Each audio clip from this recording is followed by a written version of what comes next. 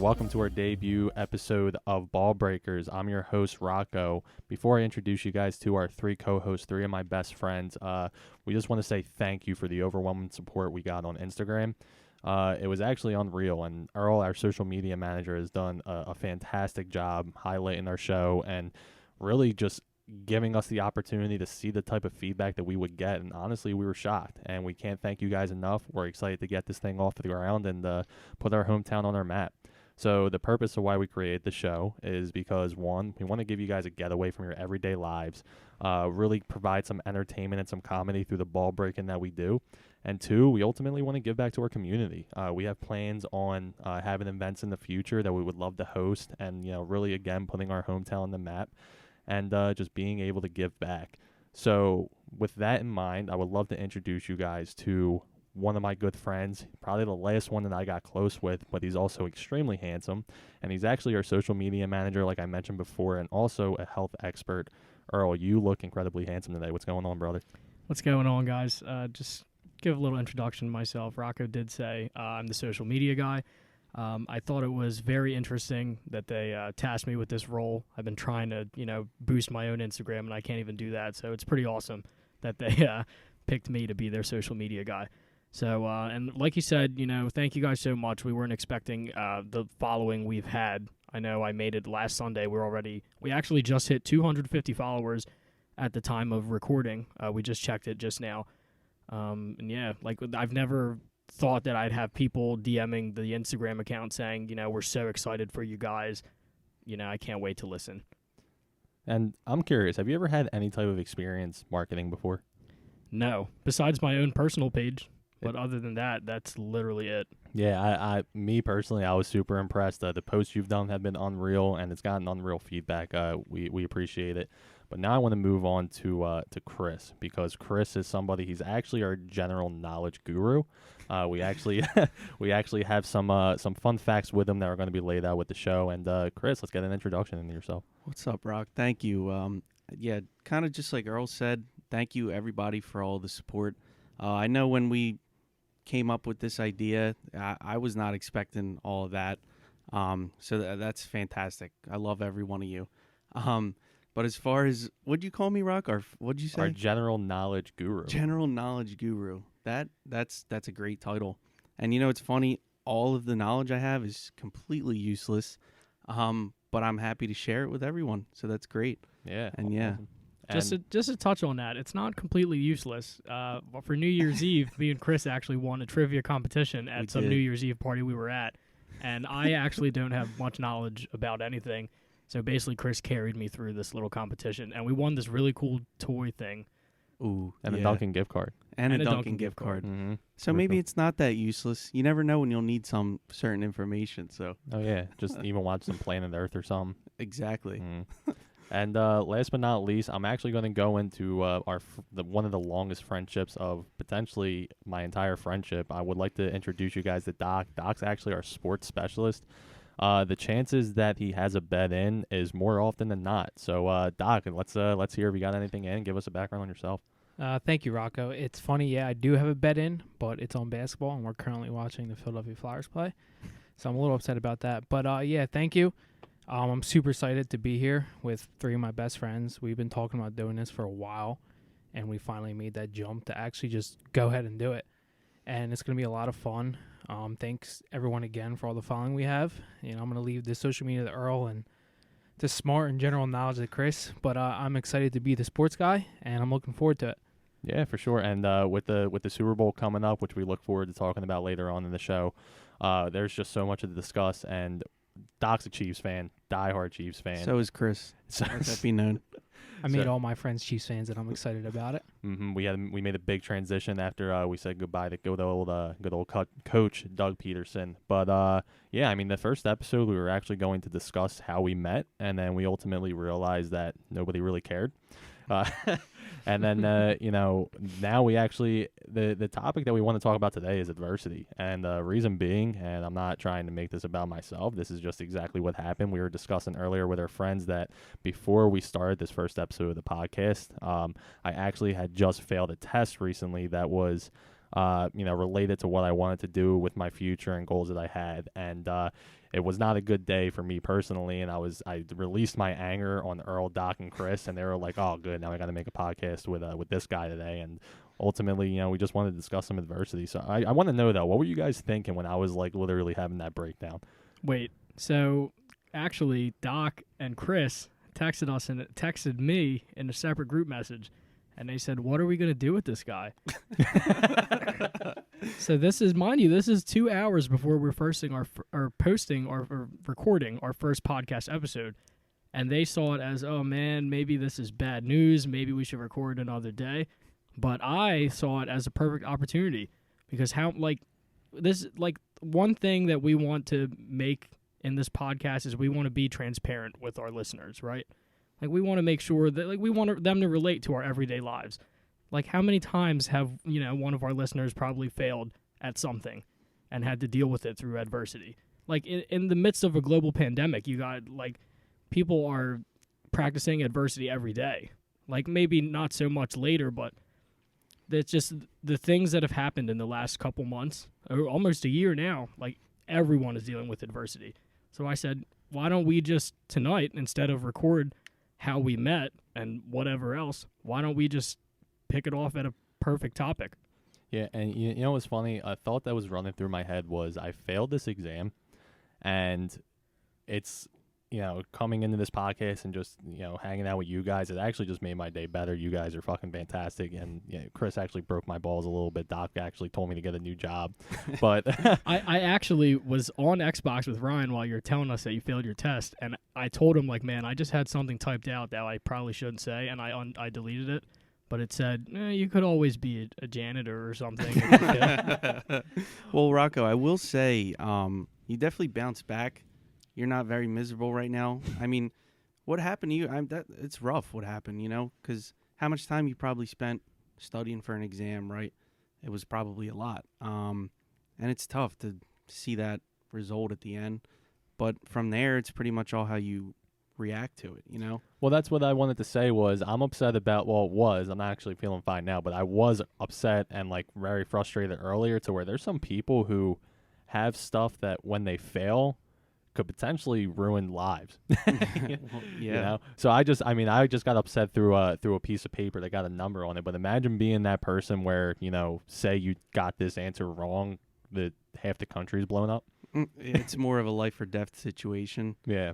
But I mean, like I said, at least you're bounced back from it. It's not the end of the world. You can redo it, But it's like I said, it's all about reacting to it. And I'm glad to see you're not wanting to hurt anybody anymore. So that's good.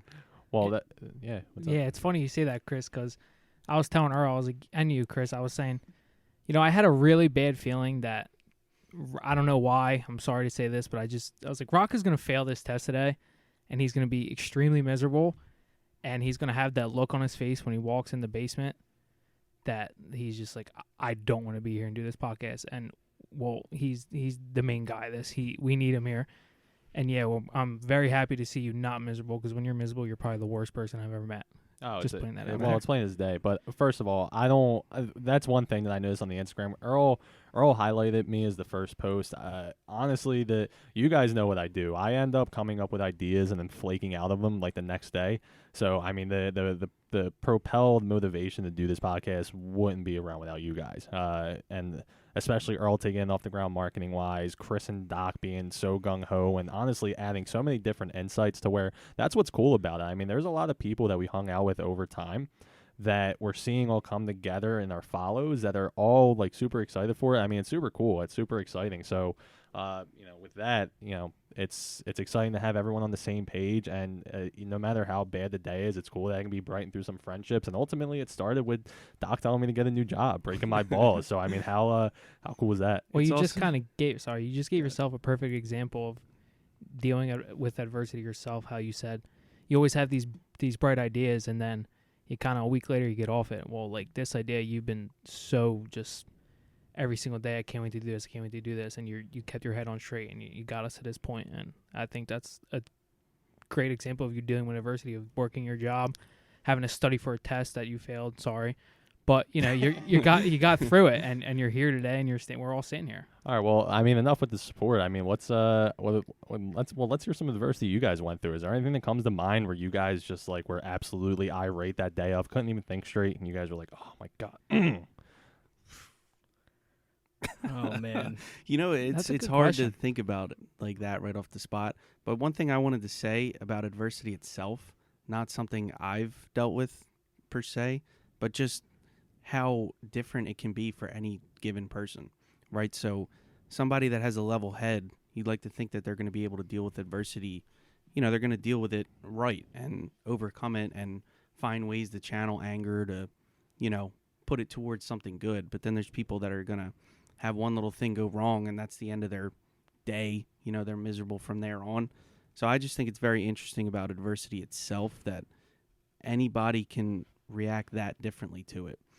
And it's funny you say it's hard for me right now to think of something that like for you it's so fresh. I can go ahead and start, and you guys can think about what you guys, what kind of story you guys want to share about you dealing with adversity. So for those of you who know, if you follow us on Instagram, I'm currently a 5th-year senior at Rutgers Camden, and it wasn't as easy as most people's path of education. So my whole life leading into going into college, I was like thinking, I'm going to be a nurse. I'm going to be a nurse. My family's nurses. I'm going to be a nurse. And I got there, and I was like, I hate this. Like, this is not what I want to do for the rest of my life. And unfortunately, I stuck into the nursing track for almost 2 to 3 years. And then eventually, technically, I failed out of the nursing school. Did you? Well, I quit before they could kick me out. So you didn't fail out. You quit. Yeah, well, You cheated the listen, system. There's nothing wrong with that. I met with my advisor going into my spring semester of my 3rd year, and they were like, "Hey, Earl, you're like one C away from failing out of nursing school." And then I was like, "Well, Mr. John, I quit." And he was like, "What?" And I was like, "You're not about to kick me out. Are you serious? Now I'm quitting." And he was like, "So what are you going to do?" So right there, like right in front of my eyes, my life's blown up. $10,000 later, 3 years, college isn't cheap. And I'm like, wow, I thought I was going to be a nurse my whole life. And now this guy just told me I'm failing out, basically. So I had to deal with this, all of a sudden, this new thing. And I'm like, oh, man, so what am I going to do? So over the next 2 weeks, I have to meet my new advisor, my new dean of my school. I'm still at Rutgers this whole time, but the whole while I'm like, this is awful. And then I got to set new goals for myself and find out where am I going to end up by graduation. So ultimately my solution to this awful situation was, well, I have to find a new major. I have to find out what I want to do for the rest of my life. I still don't know what I want to do the rest of my life, and I'm a 5th-year senior graduating in 2 months. On What's top your of new major? restarting in general. Yeah, well, Yeah. honestly, So what is it, Earl? Your major? I kind of screwed up. So my new major is health science. And the only reason I decided to become a health science major was because my credits transferred over. And I can't waste too much time in college. I don't have the money, and I don't have the time. So you had limited options, really. Yeah, it's not like I could be a nursing major, fail out of nursing, and say, I'm going to be a business major now. No, then I'd be a first-year college student at 21 years old. So I decided to roll with the health science track. Health science is a very general degree that you're pursuing at Rutgers. It's technically like pre-med. If you're going to be a doctor, you're going to be a physical therapist or something like that, you should probably go into health science. I actually just met with my advisor last week, and this is just another, I met with her last week, and she was like, what are you going to do with the rest of your life? I was like, I don't know, but I'm 23 and I need to figure out, so please help. And did she give you any advice? Well, she told me, first of all, before we get there, she was asking me, what are my interests, and I said, I'm hoping to get into, drug research, whether that is, working in a lab or maybe just working in a clinical trials area. And she told me, have you ever thought about doing, drug sales, being a pharmaceutical sales representative? She's like, because just from talking to you in class in person and talking to you through this virtual meeting, you have a great voice, I feel like, and, you're very sociable. You do. Yeah, For sure. yeah, for Yeah, sure. great Oh my voice. God, yeah. Very soothing. Like the best voice. And she was Go looking on. she was looking through my course schedule for this semester, and she was like, you're taking a class on podcasting? That's awesome. I could totally see you as a podcaster. And I was like, oh, do I have news for you? Do I have news for you, hon? But yeah, that's just one way, like, I had to deal with adversity. Like, I failed out of school, basically, and I had to find a whole new track. So, Well, like, similarly enough, I actually originally went for accounting, and then absolutely hated it. Took an intermediate accounting with the professor. Oh my that God. Yeah, you remember the That professor, was Chris. I don't want to the mention his worst. name. I don't want to throw him under the bus, but he was he was honestly he was a professor that anything he said would make you kind of cringe with secondhand embarrassment. Yeah. And I was like, all right, this is the end of my accounting days. So I ended up switching to math and education and really just spent 3 years becoming a human calculator, and that's really about it. And it didn't really transpire into much because I wanted to become a math teacher, and then next thing you know, COVID just hit. And I don't want to beat a dead horse with COVID, but I didn't want to teach kids on Zoom. I mean, it's just not the path I wanted to go. So, I mean, and it is a brand new start. You're like, oh, what the hell do I do now? Like, and it's a very, you're kind of like backed into a corner and it blows, but it just, it is what it is. And then you just gotta, you want to know what I realized a good hint of advice is just go to sleep and wake up the next day. Like that's one of the best things you could ever do, because when I end up doing is just dream about Doc, and it actually ends up helping me out, because then I'll wake up freshly renewed, because he actually pisses me off more than most people would. But that's kind of the start of why we started Ball Breakers. But Talk about adversity for these kids in school right now, having to do it on I can't Zoom. believe it. it's brutal. I can't believe these I kids that could can do not this. imagine being in school, especially imagine being in 5th grade or even middle school. Imagine being in middle school I and mean, having to do Zoom Imagine classes. being in college, right? You and Rocco have both graduated already. Imagine being in college and having to log online. And I'm 23 years old, and I can't sit through listening to my professor talk. Imagine yourself in 3rd grade and your mom telling you have to log on to talk to your teacher. It's I don't know how. And they like, my classes are an hour max. Like, these kids are on there for 4 hours a day plus. yeah, I'm in school for education, becoming a phys ed teacher, and I had to sit in with like a teacher at a high school on Zoom with like one of the Like student classes, teaching, like a pretty student. much. Yeah, it was Right. kind of just an observation, and I was just sitting there in the Zoom. This is like a part of my major, whatever, what I have to go through, and just sitting there like looking at these high school kids that none of them had their cameras on, or no, they don't pay attention. I mean, like Earl just said, I don't pay attention. I'm still in college classes. I sit there for an hour with my camera off and I'm on mute playing video games, and I know exactly that they're doing the same thing, and it's just sad because when you are a teacher, which is what I want to do in my life, I work the best when I'm face to face with a student. That's the reason Well, why. You become another a teacher. thing is we're talking a lot about the kids, but I think a lot of the highlights should not a lot, but I feel like it should be 50-50. Think about the parents of these kids. right. I go to the gym with a lot of parents, and I'm like, do your kids fight you to log on here? Because I know if I was in 5th grade, I would be like, Mom, I'm just going to email this girl and tell her my internet's out today. Like, I'm not logging on there. right. Come No on, shot. man. I mean, in actuality, it's in all aspects. I mean, imagine being a teacher and having like a set way of teaching, to where, especially ones that are any like 40 or 50 or above, who've had this set method to where now everything's on Zoom and they force you to transition.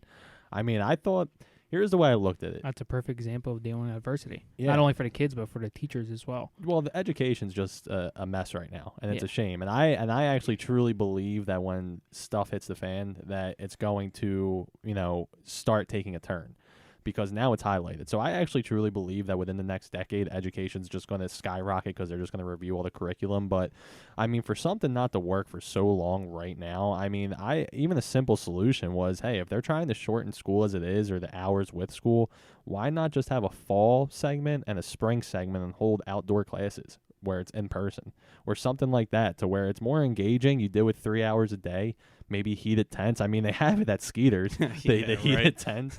So like, why can't you do it for the kids to where it's in person and they don't have to wear a mask because the seats are 6 feet apart, and you do it that way. I mean, Zoom fatigue's a real thing.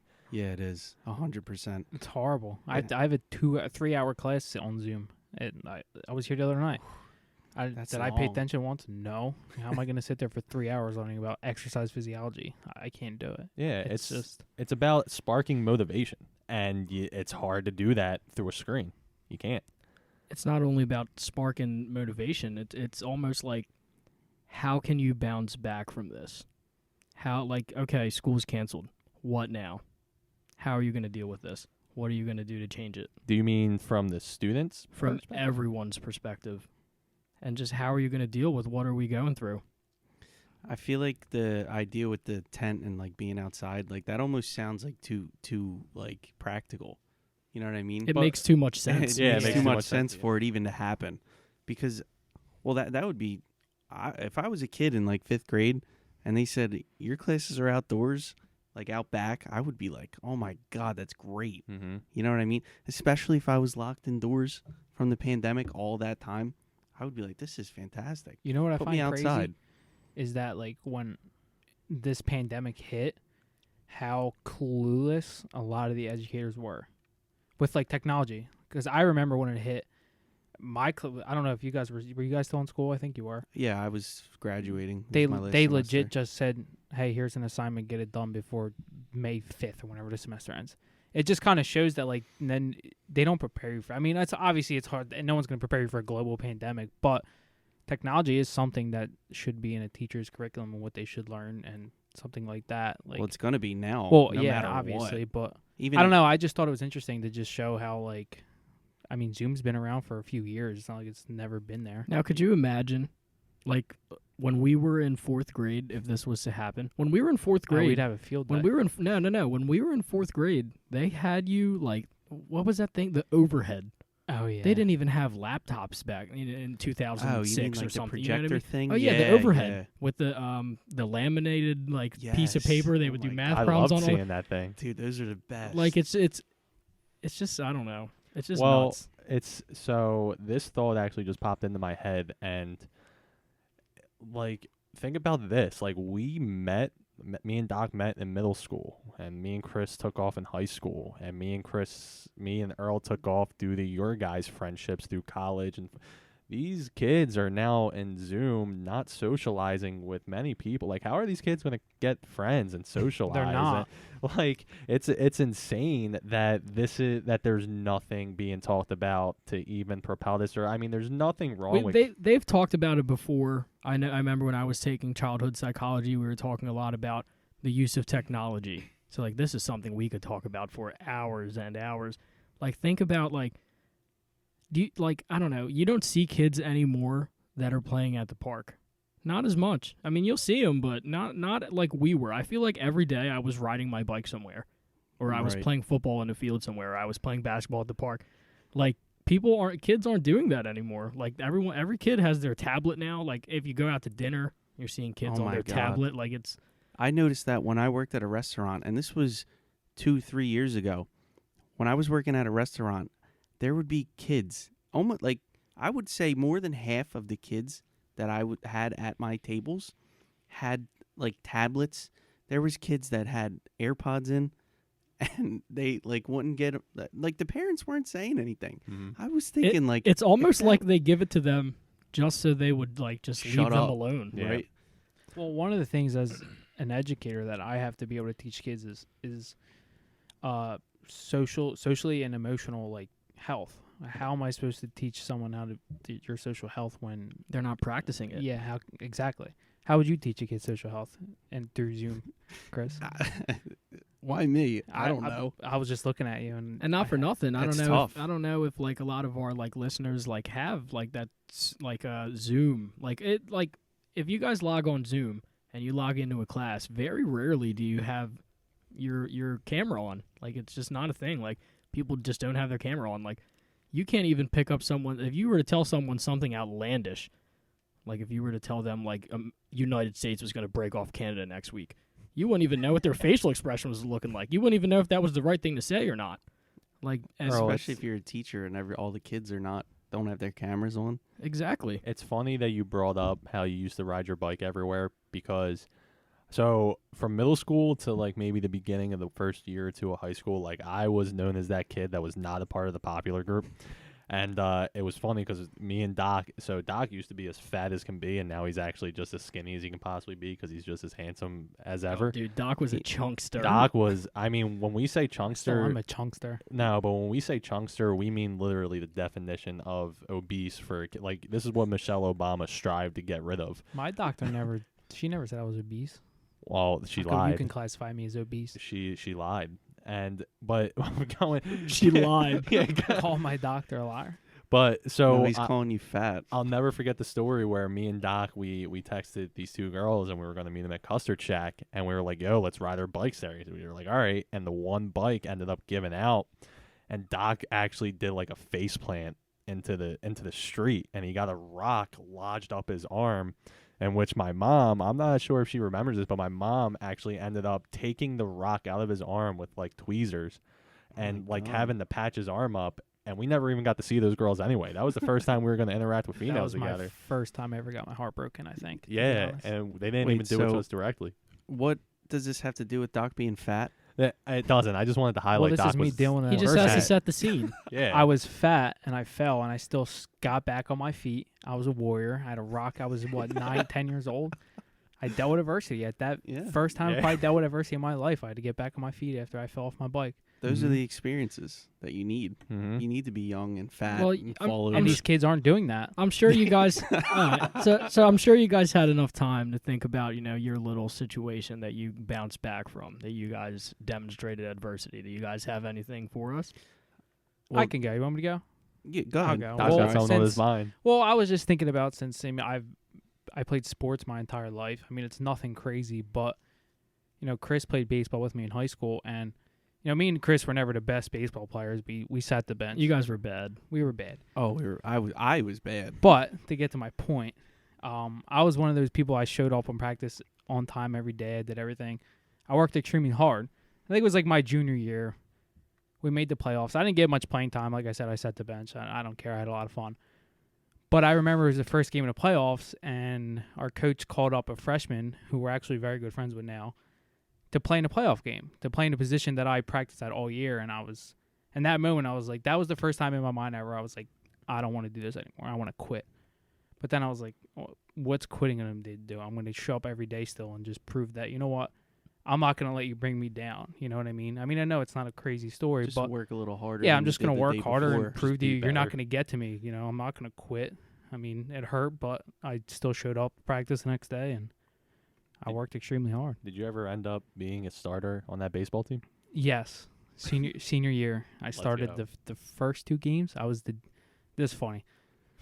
I did not get any playing time. Chris remembers too. Same thing happened to him, and coach is reading the lineup the one day, and he's like, so and so batting second, John third, Doc fourth, Chris 5.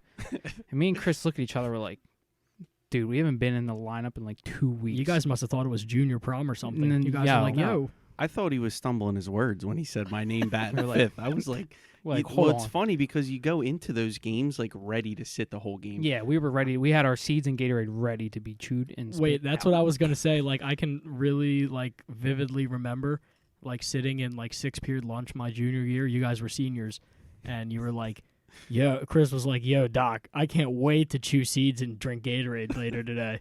That's That was our whole entire baseball year. And then he calls our name. We're batting to probably one of the 2 most important spots in a lineup. And we had a really good game, by the way. I stayed in the lineup, Chris, not so much. No, But but I had a good game that game. When our names were called, I never seen a ball hit so far in my life. I hit a moonshot. would you say use your thighs? I Oh, mean, that's the only source of look at his power thighs. is your thighs, and I learned that the right way in that game. And we were playing on, where were we at? We were at Coastal Carolina in Yes, Myrtle Beach. and the field was beautiful. That's when That you was get Yeah, all awesome. imagine being motivation. on we were on a Myrtle Beach trip.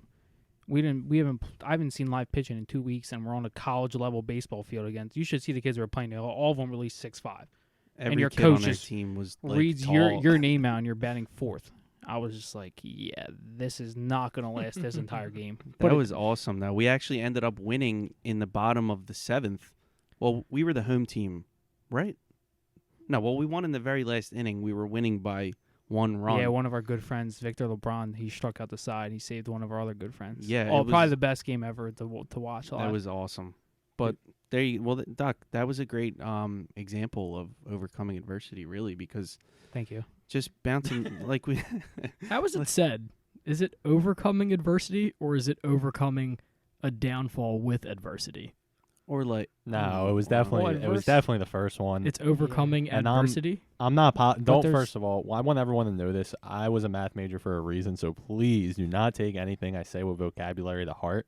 But from the way it sounded like the first one, overcoming adversity, because you're overcoming. I will believe adversity is like the difficult, like roller coaster of emotions or tough times. So you're Right. overcoming that adversity. I have a question for like our general knowledge guy over here. Is there like positive forms of adversity, if that makes any sense? Well, if you think about it in the context we're Absolutely. talking, it's all positive. yeah, Like Right. you would but never. like we say adversity as if like we deal it's something that happens that's bad in Yeah, your life. I but think- can there I be think for something- you to exude adversity, you have to first have a pitfall. The definition is difficulties, misfortune.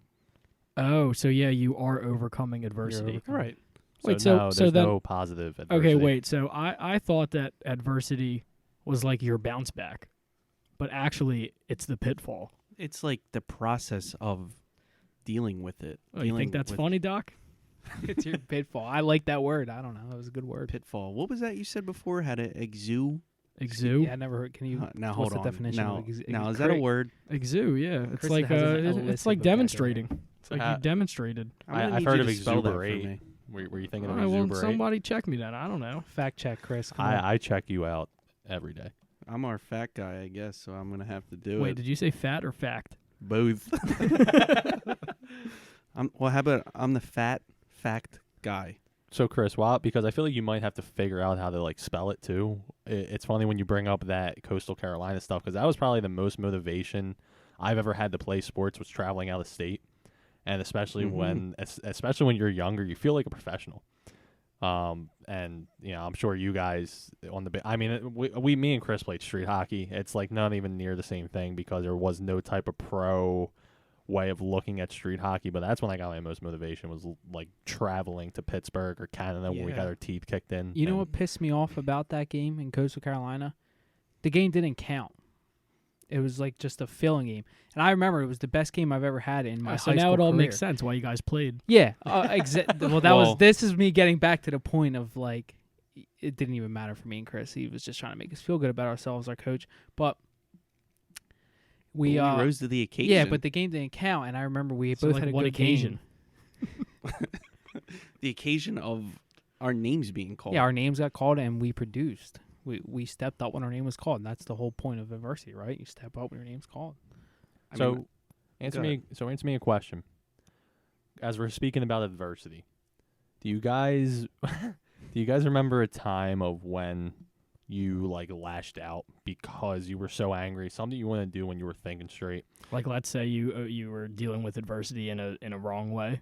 Yeah, like for like a prime example of today, like when I texted you guys, there were probably freaking out. Yeah, there were probably some things said that thank God it was via text. 'Cause had I seen you guys in person, you know, I probably would have put a hole in the wall. I probably would have called Chris like a fat ass, and I never would have really meant it.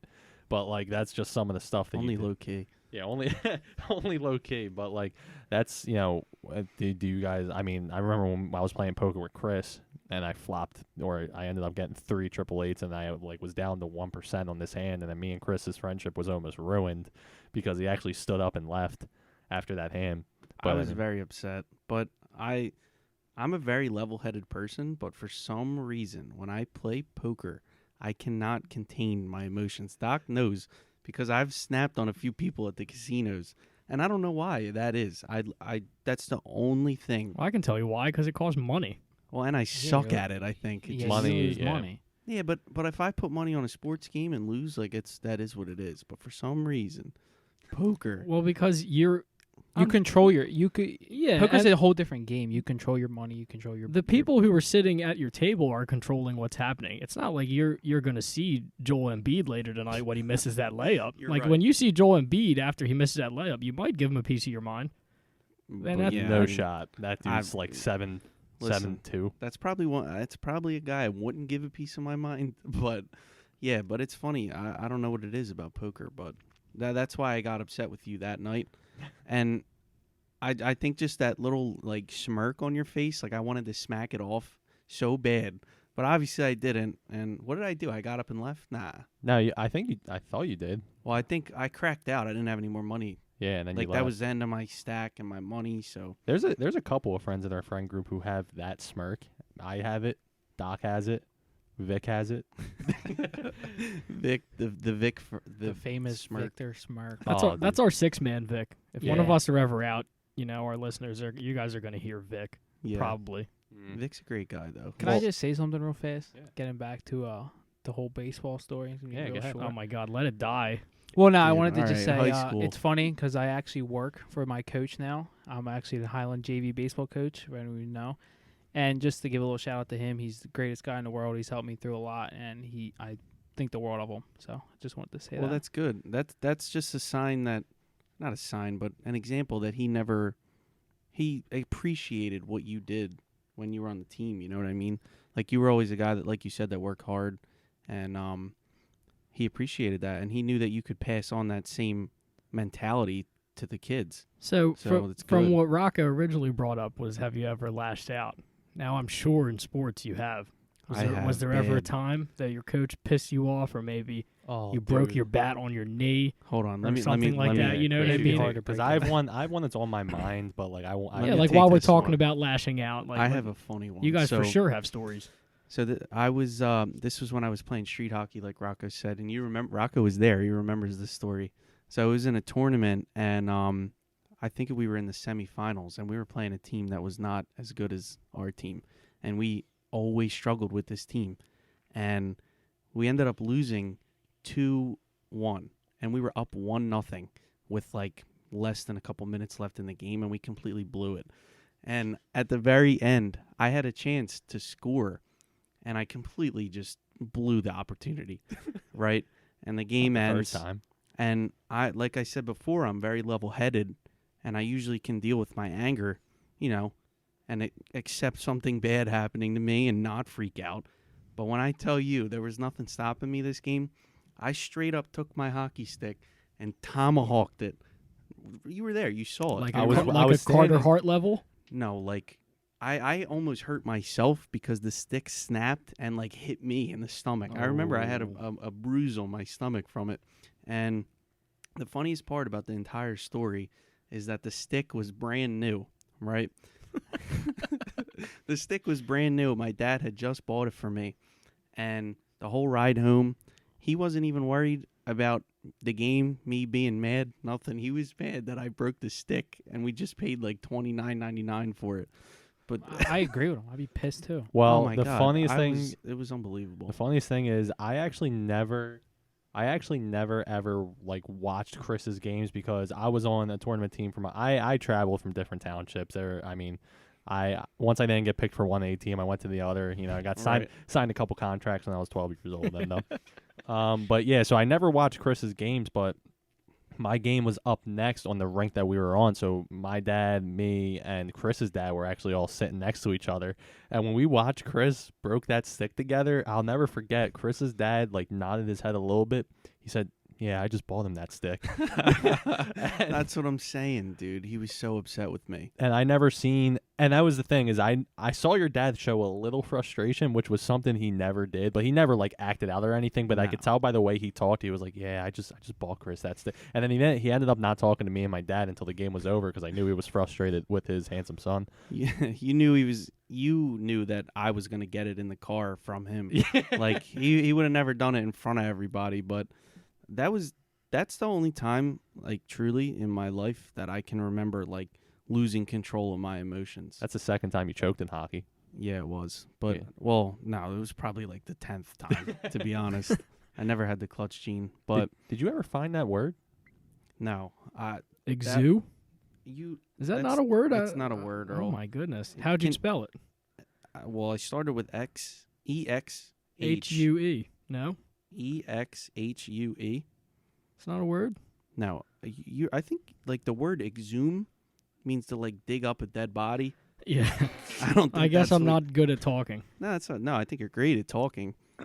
I Just- think you're fantastic. it was one at talking, accident, if you don't ask worry me. about All right. Well, I'm sick of you guys Yeah, I didn't. Listen, I'm I the can't fat think guy. of a- Nothing's getting by me. I definitely have No. getting back to the lashing out point. Like, and I'm talking about like a major lashing out point. well, Like, I'm not talking about like you struck out and you threw your helmet onto the bench. I Like, actually I'm got talking kicked out about of the like game for doing that. you freaked out.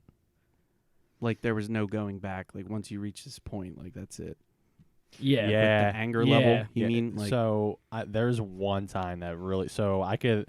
There was obviously a couple times in sports, but I feel like sports is kind of hard to really add a ton of weight to it because everybody has their breaking point in sports. right? But there was one time where I was, you guys know, I always work part time, and I was working as a cook one day, and dude, there was one day where the printer broke on my side, and I was getting yelled at, and I was literally just putting in all effort, and I knew I was just absolutely putting in work to where I actually had a complete meltdown. Like I just yelled at everyone in the place.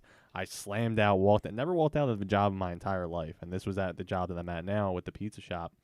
And I'll never forget. I was like, I never want to see myself get to that point again. It was one of the, I actually yelled as loud as I could, and went out the back door and pushed it open to the point where like you heard it throughout the restaurant, and it was like, God, like When was this? this was this Denny's? No, I didn't No, have you that just kind of. said it was at the pizza joint. Yeah, right? I never even had that breakout at Denny's. I mean, with Denny's was just different. When you're younger, you kind of like accept way more stuff. I That kind of place just is quit at Denny's. dysfunctional in itself anyway. It was just That was used probably to the best place I've ever worked at. I mean, it's literally dysfunctional. It's no longer running. Yeah, No, there's Denny's still. No, Relax but the with that. Denny's. Our Denny's is dead. Our Gone. Denny's, Rip. dude, our Denny's actually, the fryer would catch on fire, and we would just say, it's on fire again, and wait for it to stop. And it was Not connected to a again. gas line. Like, we were we were just risking our lives Saturday night. The fryer was actually on fire with gas and this oil and everything. It was, like, behind the fryer. And then they would just use the fire extinguisher and be like, all right, we're back. Oh my god! You can only imagine whatever that fire extinguisher shit probably got in the food. Well, no, what they covered the top of the They oil. probably still served it. Yeah, Oh, I my mean, God, yeah. That's Denny's pride, baby. That's all why right. the food was so good. Yeah, that's Sorry, guys, if you ever ate at that Denny's. Well, como se llama. All right, let's not bash Denny's too much before they come knocking on our front door. We don't know how they get down. Yeah, facts. Well, no, so we're not bashing Denny's, and we're just bashing our Denny's. Right, which no longer exists. So So if you it's do like have for a a habit. reason. If you have an issue, there's no going back anymore. So I'll- sorry if you ate there. Tell you what, there's no better feeling in life than being drunk at a Denny's at 2 a.m. And I stole a plate from there once. Just a plate, No, like I didn't want it. I didn't want a to-go container. I took it with me. like the food You on the literally plate. just walked out with like silverware and a plate. Yeah, That's savage. It You was still like- have that plate? probably. I don't know. I My think mom- you should frame that and sell it once Denny's goes out of business. Oh, You might have to that pay thing to would sell be a it. real collector's yeah. item. I'd lose my shipping. That's what I'm saying. When was that? That had to be I don't like even know. 10 years ago. Oh yeah. Well, the only time that I ever went to Denny's drunk was when I was in high school. Well, I was going to say, I don't think I've ever been in Denny's drunk. You like, for sure had to have been in Denny's drunk. I don't. You never been there like after like a house party in high school? Like, come on. I guess. Did we do that? Like, No, I actually never drank until I was 21. me That's either. true. Yeah, You're no, right. me either. Good point, Earl. No, yeah, but I don't know. I enjoyed Denny's, and a lot of people judge me for that. But what, like, you didn't, Cheesecake- Rocco? Cheese? No, I enjoyed that. I just talk a lot of shit on Denny's, but Yeah. like, I mean, for the most part, dude. All right, so this is actually transitioning a little bit. One thing I'm always going to do or try to provoke my kids to do is work in food business, because I feel like that was the beginning of me like getting like sticking up for myself. Like when you have diner servers yelling at you for toast and like telling you to go screw yourself, and dude, the food business industry can be rough. And that was, you guys knew me from middle school and high school. I had no type of voice. Like I was literally just the softest person you would ever meet. You still You are. still And I are. still am. But Beat me to it, Ryan. Yeah, no, like baby shit soft. yeah, I mean, it is what it is. But I mean, I mean, like I would be like Charmin soft. So are you trying to tell me that you working in the restaurant business like helped you what? Like not have thin I skin? think he says like become like more callous. Dude, when you have servers like literally cursing at you for toast, for fucking toast, Yeah. you know, So did you ever deal with adversity at Denny's or the restaurant business? dude, are you kidding me? Absolutely. Yes. The restaurant business is rough, man. especially if you're like a server in a busy restaurant. Like, I once had a Romanian man. How did you At- know he was Romanian? Did he have like a tattoo on his neck Did that you said fact check that? Romanian? He Yeah. told me. He wasn't He Bulgarian. told me that he was Romanian. Well, he couldn't have been that bad if you guys got that far. No, so he was yelling, like raising his voice, pretty much yelling at me because it was something so small. I forget. I missed the tartar sauce or something that he wanted. Ew, And he imagine said- getting tartar sauce from Denny's. No. This was at a Oh. crab joint. Oh, okay. He got like Oh, my crabs or bad. some shit. And he just told me like, you're just a server. Like, I need a new server. You don't know what you're doing. You're just a server. That's what he was saying to me. In the middle of this busy place. And I that was one time I had to actually like control myself. You didn't lash out? No. Well, I told I to help myself not lash out, I just told my manager, like, listen, you got to just get this guy away from me. And what she said to me was, no. So I had to just deal with it. I had a very similar situation. So like I worked at the Deptford Mall for a long time, probably 6 years. When I first was able to Long work, time. yeah, I worked there until I was like 21 or something. Mm-hmm. But like I always hated, we have like literal policies that like you like. So if someone brought back a pair of shoes that was worn, I can't take them. Like I can't take back worn shoes. Right. And I always hated, like these policies are set in stone for a reason, but like managers can like give like a exception to these people. Like if they like kind of just tried them on, maybe wore them once. No. Like I'm talking about this late. Like this is a specific time. Think of this lady's son. Literally must have ran through 35 fields. He looked like he was farming during the day, and she was like his air bubble broke in his Air Maxes. So I'm like, well, I can't take him back. Like I Right. can't. Like it's not allowed. So then she, throws her little fit, blah, blah, blah. Why can't I return my shoes? I bought them here. They're broken. So I'm like, no, I can't. She's like, can I talk to your manager? And I'm like, Oh my of God. course you can, Karen. You can talk to your Karen, I was manager. just thinking that. It's such a Karen move. And my manager comes in and she's like, yeah, we'll take him back.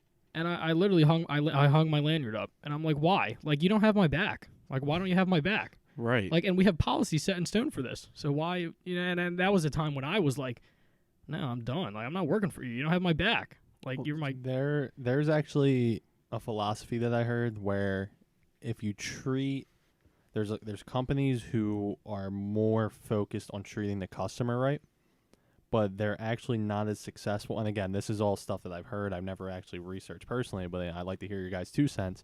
Where there's companies that treat the customer right, they focus on them first. But then there's also companies, and I've heard this as a philosophy for Costco, to where they actually treat their employees first, customers second, because it's a domino effect to where since their employees are happy and treated the right way, it transpires to how they treat their customers. And I was like, wow. I think I heard this back in high school, one of our English classes. I know my girlfriend's grandmother is in love with Costco. She doesn't have. Well, you could tell her Costco, she would be like, "Oh, they started the United States. They're great. I love Costco." never Where even is been the inside Costco? of Me neither. Yeah, where's the closest one? I think there's one in Mount Laurel. Have you ever been? Where's to Top Golf? I think it's close to Top Golf. That's like Mount. I think it is Mount Laurel. Is it like a Sam's? You need like a subscription? yeah, it's very similar to like Sam's and BJ's.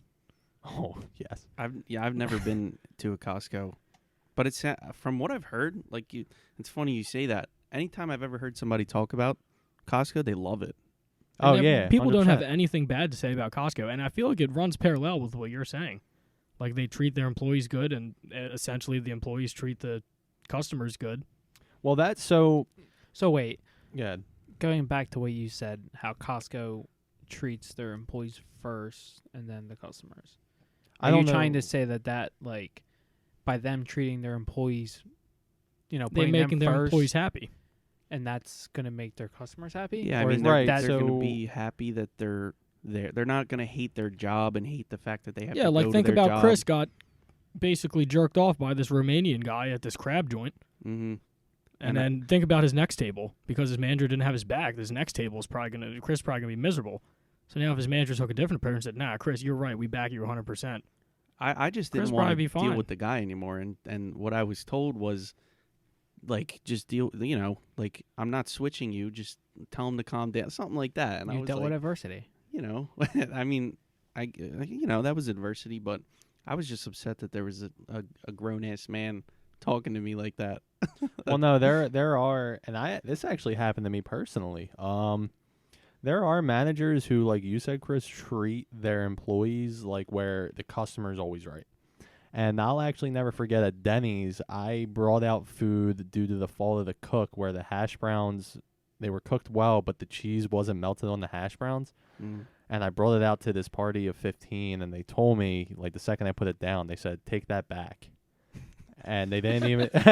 It's your fault. Yeah, so. they didn't even say, listen, can I get a new set? No, they just said, take that back. And I said, all right, like, no problem, miss. But and then I took it back. I brought them back, and that was the only issue we had since then. I think, if anything, there was maybe a stack of 2 pancakes missing that took like 5 minutes to cook. And then when we went to go split the check, they split the check as a family, and I accidentally missed an all-you-can-eat pancakes that was $4 and put it on the wrong side of the family's check to where they lit me up. They said, we aren't paying for this. They said, you are the worst server we ever had. And I was like, oh my Wait, so there God. was 2 different families? They were the same family, but they split the check. I think they were 2 different So they immediate cut families. their family in half. Yeah.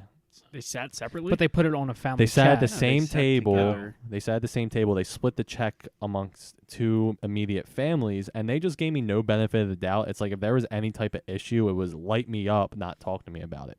And I mean, if you're part of the food business industry, everyone knows that those days are going to happen. So I was perfectly fine with it at the time in terms of just like, all right, it was just a bad table, whether it was a mess up or like maybe I could have told the cook to melt the cheese. Like you try to give yourself any benefit of the doubt of how you could have done better.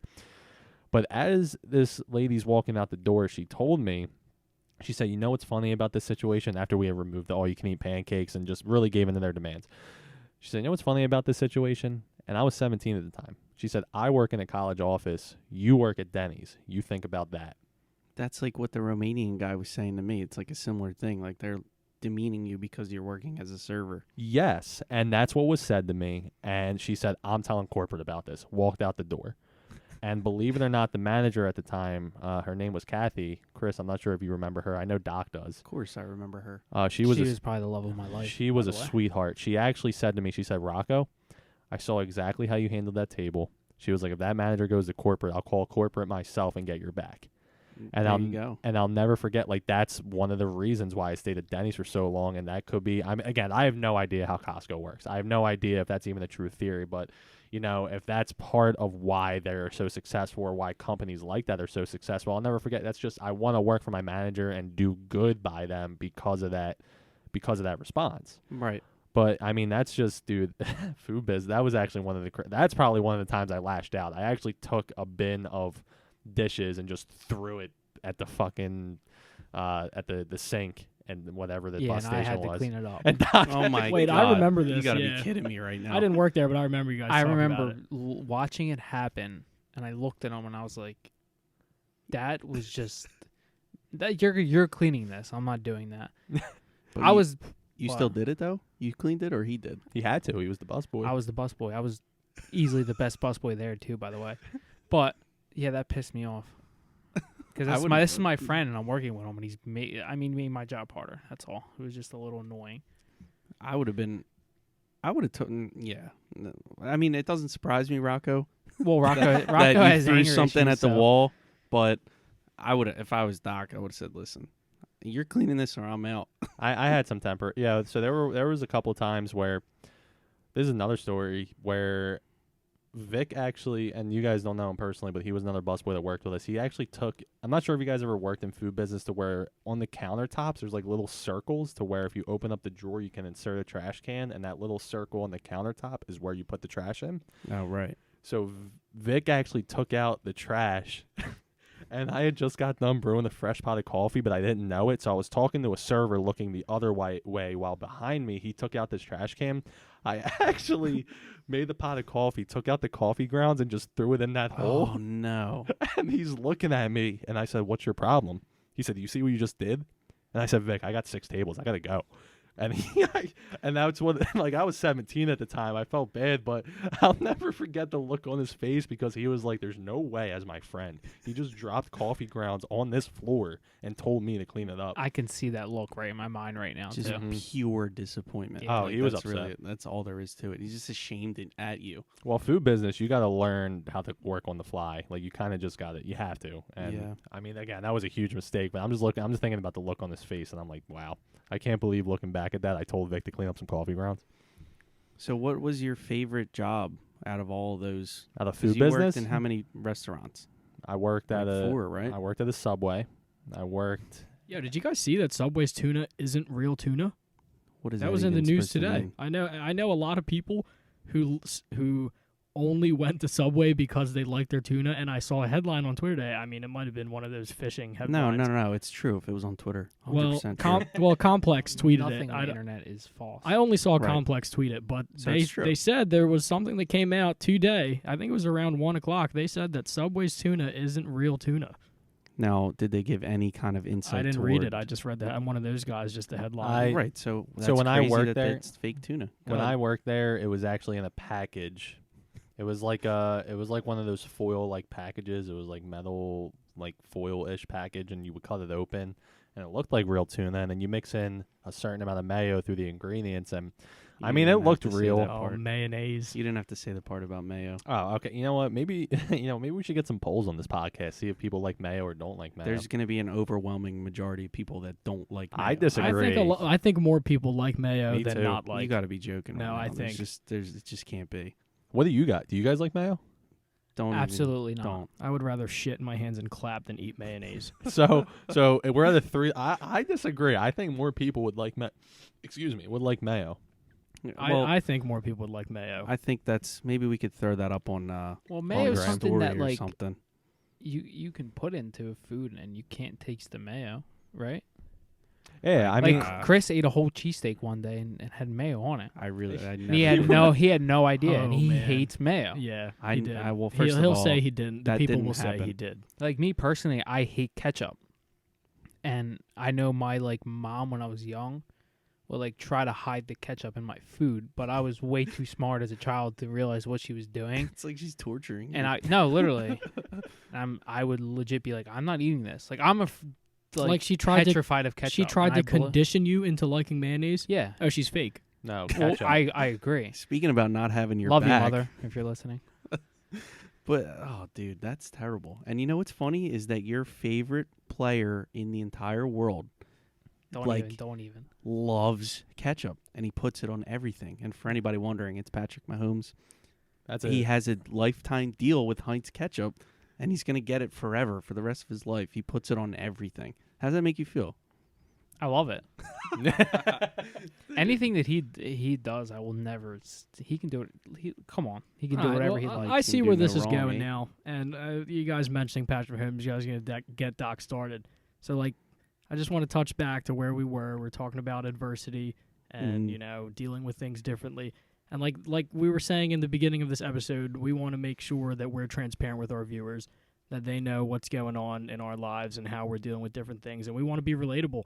So like this, the real reason I thought it was a perfect time to talk about adversity was, well, the one reason was because Rocco, was dealing with a good amount of it today. But we want to, let people know that you're not alone. Like I'm a big advocate in mental health and stuff like that, and like I really I take a lot of psychology classes, and a lot of people feel like they're the only ones going through these situations. Like, how can I deal with this? And like I said on Instagram, or like the Ball Breakers podcast said on Instagram, sorry. Like we want to be the example that we're going through stuff too, and the people listening through whatever vehicle you're listening to us, we're doing it. We And started a podcast in the middle of a global pandemic while two of our guys were starting their new careers. The other two were 5th, 6th-year seniors in their university.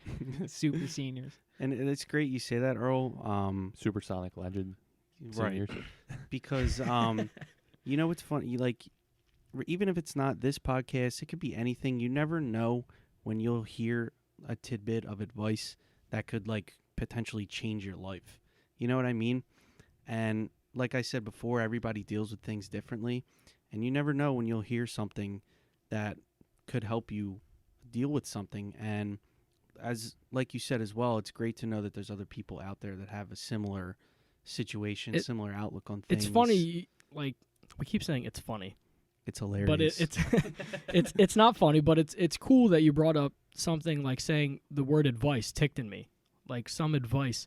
Like, can you guys think of like the best advice you've ever received or the best advice you've ever given? Like for me personally, I had a religion professor my junior year of college, so last year, and he was one of the most brilliant guys I've ever met. I actually ended up working for him after I had a class with him, and he told me, like, I don't want this was during a lot of like political and distress and all that stuff going on in the world, and he told us, like, you guys have no idea how much your words mean to someone. Like, and he's telling this to us, and I'm taking this as advice. This is the best advice I've ever gotten. Like, we have a voice, every person in the world, like all four of us, everyone listening, you have a voice, and you want your voice to be heard, and you should never let your voice be suppressed. Like, you always want to be able to speak your mind and say what you want to say to whoever you want to say it. That's Yeah, fantastic. That's I don't even beautiful. know how to respond to that. It just makes me Well, want to like give you a hug or something. kinda- Earl, I'm with you. I mean, so with being her, I mean, there's a lot of people going through some stuff. And again, you're right. There's nothing wrong with talking it out, getting it out there. I do want to mention something where you brought up the best advice you were ever given. Let me transition into maybe the worst advice I was ever given real quick. Yeah, please. do. Because this stood out in my mind for the longest time, and I never actually told like one of you guys specifically, just because it was one of those subtle stories. But I was in the car with my brother and his friend, and he was joking or whatever. I mean, hopefully, I don't know, maybe he wasn't. I mean, he extended the offer. So what happened was he was smoking in the car, and they were smoking cigarettes, and the car was like filling up with smoke. And I was like an advocate of like, secondhand smoke's terrible for you. Any smoking, terrible. How old were you? I was like 14. Exactly. That's Oh, the age yeah. where But- they ingrain that in you. But to Mhm. be fair, I grew up with some cigarette smoke like around just through my like not even immediate family or anybody like that, but just from family or cousins or whatever the case was. Where when you're younger, you kind of like the smoke because you like the smell because you don't really realize the health effects at the time until you grow up and learn about this stuff. So like once I figured out about it, I was sitting in the backseat of this car, and my brother and his friend, and my brother's friend was smoking. And I said, there's actually studies where secondhand smoke is like worse for you than like firsthand smoke. And he's like, yeah. He's like, you want one? And I was like, you know what? No, I don't. But that was probably the worst advice I was ever given, just to highlight that fact. That's hilarious. How? Well, hold on. Let me jump in here. How can secondhand smoke be worse than firsthand? I don't know. Is there some kind of Well, theory they behind that? probably just put in the fact that if you're experiencing secondhand smoke, you're not doing firsthand smoke. And I think it has to Yeah. do with like Rocco said, he was around smokers his whole life. So I guess it depends on the age you're actually like involved with secondhand smoke. It could have been a Child. quantity effect. Because think it about could it this be way. like, yeah, from like when you're young. Say if you three smoke, right, and I don't, like, but we're all hanging out separately. Like, you guys are only smoking one cigarette at certain times, where I'm dealing with all three. You guys smoking, maybe Right. it could be a quantity I effect. see what you're saying. Yeah. I mean, who It's knows? honestly interesting. Yeah, I mean, that was just an idea that I pulled out my head out of nowhere. But again, highlighting the fact where there was, I mean, is any advice you guys were given, good or bad? Because that's one that's always stuck out with me, where I look back at that day and I was like, maybe if I smoked that cigarette, I would have been healthier than the secondhand smoke. Yeah. Completely joking, by the way. One of the things that sticks out to me in that effect is my grandfather, God rest his soul. One of the things he always used to talk about was just like the essence of time, pretty much. And I know it sounds kind of like corny, I guess. Not corny, just like overly philosophical, right? But he would just say like things like time heals all, like that kind of stuff. Everything that you do and making the most of your time, which is something that I've definitely transitioned to my own life, especially with starting a new job, first job in my, career path that I was looking forward to. Time management is like the biggest thing. And you know this, Rocco, we have the same job, obviously. So that's one of the most important things, is making the most of your time. And it's something that I've definitely gotten better at. And just sometimes those words just resonate in my head. You know what I mean? So that's the first thing that jumped out to me as like some of the best advice that I can think of. And I'm trying to think of something bad like that, but nothing's coming to me. Have you yourself ever given bad advice? Oh man, I'm sure I have. But Yeah, me too. Wait, we'll get I have. back to you then. Well, I want you, Doc, tell us about like the best advice you've ever received. So I would say it goes back to high school, and I think Doesn't that sound crazy? It goes back to high school. We're old. yeah, I know that. Well, that wait, is kind of before weird. you can say, Really how old long ago head. was that? Was this 6 years now? 7 years maybe? Yeah, Well, if I'm it a was, fifth year senior, it was I junior graduated year. 5 years. So for you guys, 6. It's kind of the Yeah. reason why I became Going a on 6, teacher. 7 years. I mean, I think a lot of people who are in the education major would say the reason they become a teacher is either because they've got advice from another teacher or they looked up to another teacher, and that's kind of like how I like wanted to become an educator, was from one of my teachers back in high school. And I remember him telling me I wanted to become a history teacher before I did like phys ed. He was like, "Don't do history, just don't do it." I was like, "All right." He was like, "Do phys ed, you love sports." I was like, "Okay."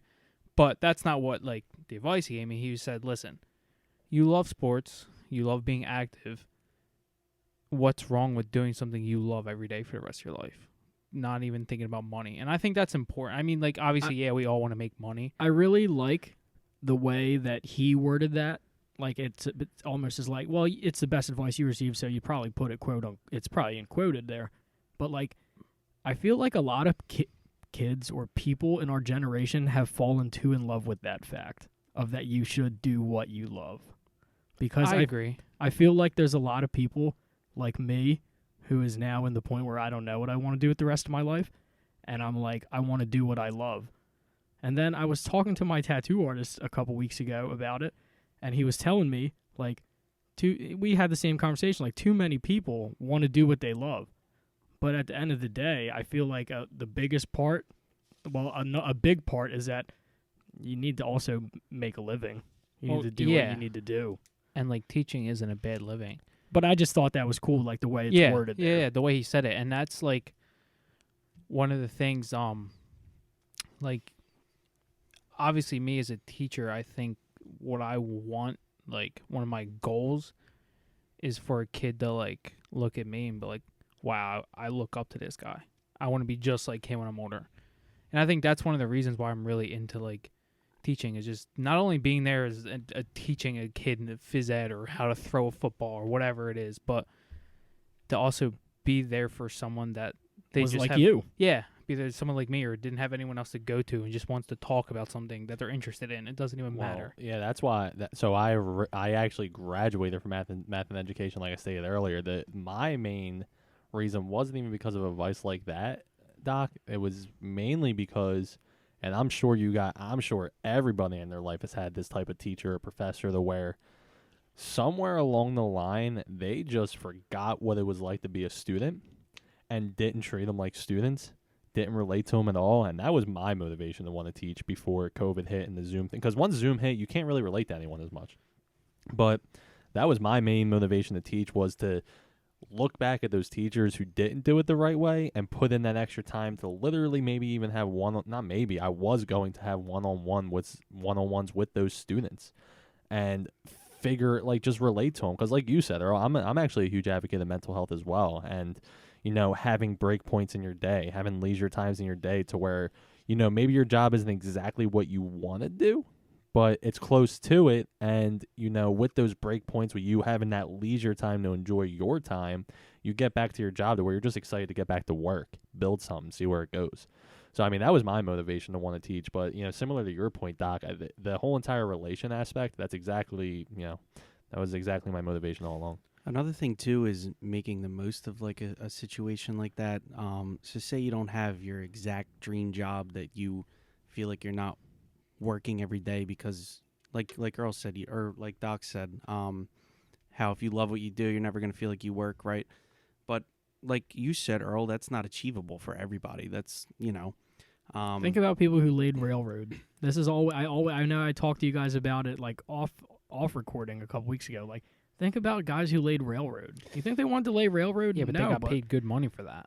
Exactly. Right, but so they it, might it's have hard to hated find. it, Like so, right? Like It's so hard to so- find the balance. Yeah, it's hard. so right It can like get very hard. what I was trying to say is if you can have that job that may not be the exact dream job, but you make the most out of it and you feel like you can make yourself love it just as much as you would your dream job. You know what I mean? So that's something that I think everybody can kind of that's something everybody can relate to. How many people actually have their dream job for the rest of their life that they're never going to give up? You know what I mean? It's almost I mean, I unachievable, can't say that right? like teaching is like was my dream job. Everyone's dream job, I feel like, is to make $12 trillion. Yeah, and just not work. Flyers But won. I think hey, W for Flyers. Oh, let's go. But Overtime. There's aspects to maybe not the job well, itself, like one of but the my benefits of passions it. was to coach.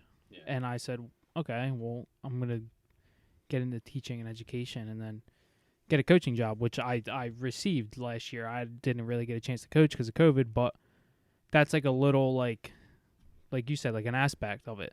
I get to coach like every spring baseball. Like that's awesome. It's something I always wanted to do, and I'm so excited for.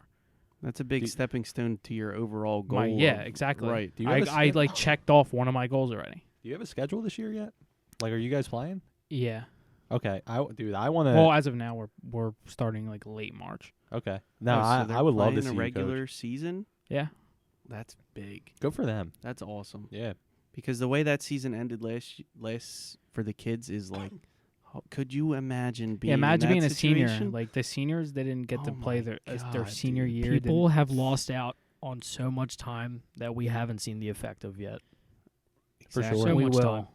You Very will. soon. Think of like the guy that owns my gym. We were talking about it a couple months ago when I first started there in September.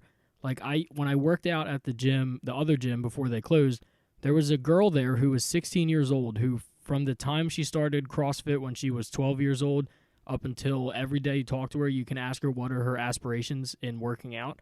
And every time you talk to her, she would say, I'm going to the CrossFit Games. I'm going to the CrossFit Games. This hits. CrossFit Games completely changes their whole layout for their season. Now, was she prepared to go into this current Yeah. one? Yeah. Like Oh she's my basically a God. senior in CrossFit. It's her last year as a teen in CrossFit. Right. Yeah, like it's terrible. and like so CrossFit isn't something where you're going to make millions of dollars. Now let's think about kids who are seniors in college who are playing their year that they're going to get drafted and they're not playing. Are you getting drafted? No, you worked your whole life. And now we're not seeing the consequences of it.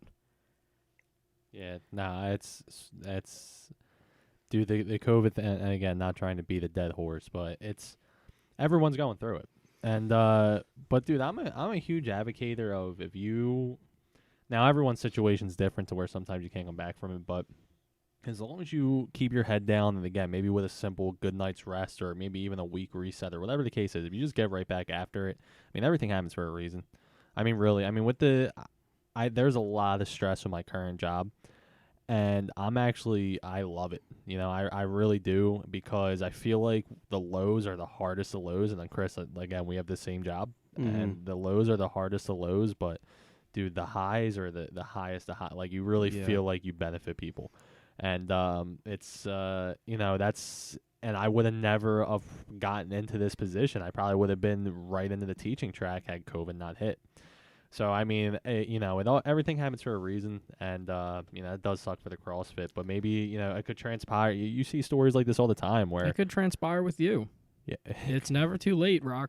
well, no, I know. I mean, you that's, never know where it's going to take you. You never know. You never Who know. knows? Maybe this whole pandemic deal's over. You want to revisit your maybe career of teaching. I plan on being a mentor of some sort. I don't know. It could even be with this career, but I love going through these rough times to then teach the people who are then going through it when they're that age saying, dude, listen, I've been there, but I'm going to help you not make the same mistakes I made. Right. And you're learning every day of things to not do. Yeah, Because literally. trust me, I know exactly how you feel. I learn more about things not to do, things not to say, than things to do. Because when you're getting thrown into the fire, you're just going with it. You're doing what you think is right, what you know, right? So Mhm. one of the things you learn to do is what not to do, which is Mhm. the funniest part.